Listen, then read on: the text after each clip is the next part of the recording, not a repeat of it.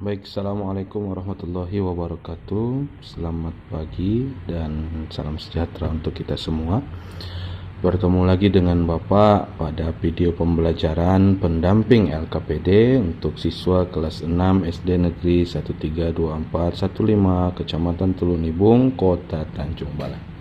Nah, anak-anak, hari ini kita akan menyelesaikan masalah yang berkaitan dengan bilangan bulat negatif. Sebelumnya kita sudah pernah mengerjakan bilangan bulat, baik itu positif juga negatif. Kita sudah menggambar garis bilangan, sudah bisa membandingkan, dan juga sudah mampu untuk mengurutkan mulai dari yang terkecil sampai yang terbesar, ataupun yang terbesar sampai yang terkecil. Nah, hari ini kita mau menyelesaikan masalah yang berhubungan dengan bilangan bulat negatif. Kita akan masuk ke contoh. Ada 3 buah contoh. Ini nomor 1, nomor 2, dan nomor 3. Ini akan kita kerjakan bersama-sama. Bapak akan menjelaskan cara menyelesaikannya. Kemudian nantinya kalian akan mengerjakan tugas-tugas yang ada di LKPD. Baik, kita masuk ke nomor 1 ya.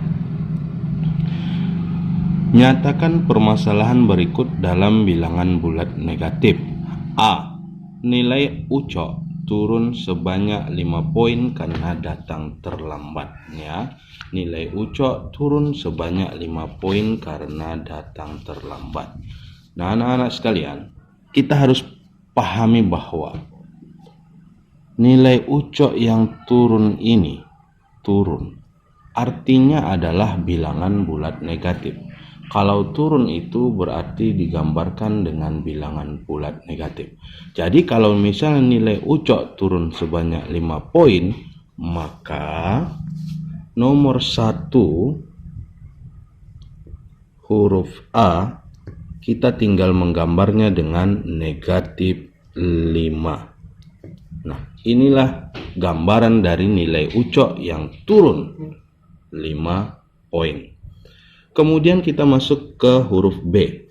Malam tadi hujan deras dan suhu mencapai 1 derajat di bawah titik beku. Nah, titik beku itu anak-anak adalah 0 derajat ya. B. Titik beku itu adalah 0 derajat. Maka berarti kalau di bawah titik beku berarti di bawah 0, berarti ke kirinya 0. Kalau ke kirinya 0 berarti negatif. Nah, tadi katanya turun berapa? Malam tadi hujan deras dan suhu mencapai 1 derajat di bawah titik beku. Berarti huruf B jawabannya adalah negatif 1 ya, karena dia malam tadi hujan deras dan suhu mencapai 1 derajat di bawah titik beku. Berarti negatif 1 derajat. Oke. Kita masuk ke huruf C. Soal huruf C adalah minyak goreng yang baru dibeli ibu tumpah tersenggol Roni. Ibu menjadi rugi sebesar 12.000. Minyak goreng yang baru dibeli ibu tumpah tersenggol Roni. Ibu menjadi rugi sebesar 12.000. Nah, kalau rugi, ini tadi ya, yang ini turun.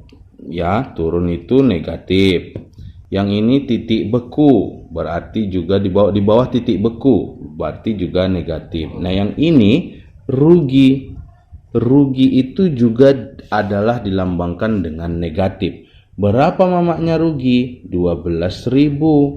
Berarti mamaknya rugi 12.000 berarti negatif 12.000. Berarti mamaknya rugi 12.000, negatif 12.000. Nah, kemudian kita masuk ke huruf D. Ya. D.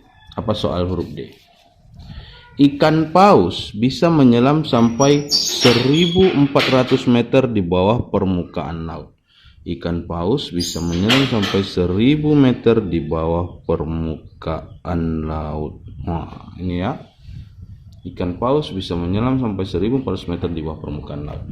Nah, ini tadi ya, yang ini turun. Kalau turun negatif, di bawah titik beku negatif juga. Rugi negatif juga. Sama satu lagi, di bawah permukaan laut di bawah permukaan laut itu juga dilambangkan dengan negatif. Jadi kita tinggal tulis negatif. Berapa tadi ikan pausnya? Ini ya. Ikan paus bisa menyelam sampai 1400, berarti tinggal negatif 1400 meter. Itu adalah huruf D. Jadi dengan demikian nomor 1 sudah berhasil kita selesaikan. Ingat, turun itu negatif, di bawah titik beku juga negatif, rugi berarti negatif, hutang berarti negatif, dan juga di bawah permukaan laut juga adalah negatif.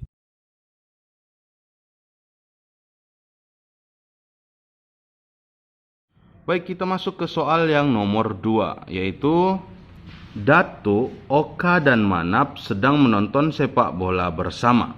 Meskipun bersama, mereka tidak saling berdekatan. Mereka berdiri di belakang salah satu gawang. Datuk berada 5 langkah di sebelah kiri gawang. Oka berada 7 langkah ke kiri dari tiang gawang. Sedangkan Manap yang pertama kali datang berada 15 langkah dari kiri tiang gawang. Jika tiang gawang diumpamakan sebagai titik 0, maka gambarlah pada garis bilangan posisi Datuk, Oka, dan Manap. Nah, tugasnya jelas ya. Berarti dibilangnya jika titik gawang diumpamakan sebagai titik 0. Berarti kalau misalnya gawangnya adalah titik 0, maka gambarkanlah pada garis bilangan. Berarti kita diperintahkan untuk menyelesaikan soal ini menggunakan gambar garis bilangan. Kita diminta untuk menuliskan posisi Datuk, Oka, dan Manap. Jadi langkah pertama yang akan kita gambar adalah garis bilangan terlebih dahulu. Nah, sebelum menggambar garis bilangan, kita tentukan dulu posisi Oka, Datuk, dan Manap, apakah di sebelah kiri, apakah di sebelah kanan. Kita lihat kembali soalnya.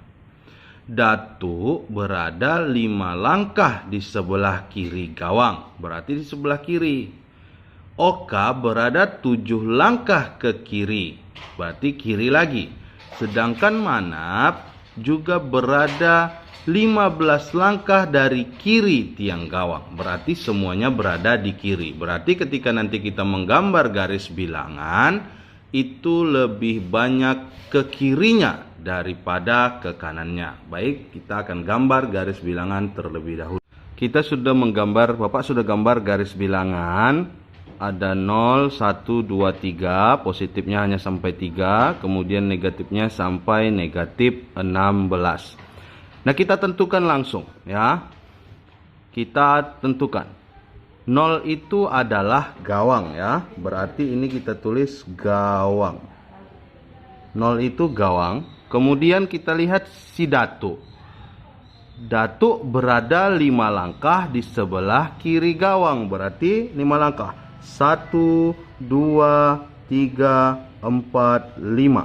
Nah, inilah si Datuk. Ya. Datuk. Kemudian si Oka. Ini Oka. Oka berada 7 langkah ke kiri dari tiang gawang. Berarti 7 langkah ke kiri. Ini gawangnya.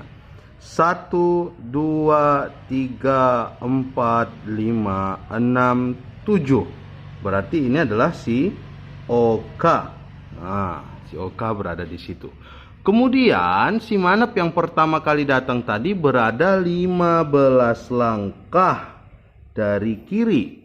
15 langkah dari kiri tiang gawang. Berarti kita hitung 1, 2, 3, 4, 5, 6, 7, 8, 9, 10, 11, 12, 13, 14, 15.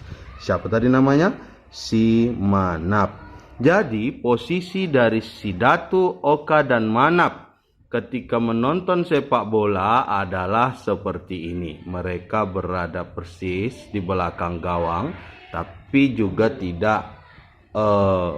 tidak bersama-sama, ya, tidak berdekat-dekatan. Social distancing mereka ini ya. Jadi si Datuk ada di 5 langkah sebelah kiri gawang. Oka 7 langkah sebelah kiri gawang dan Manap berada di 15 langkah sebelah kiri gawang. Itu adalah penyelesaian soal nomor 2.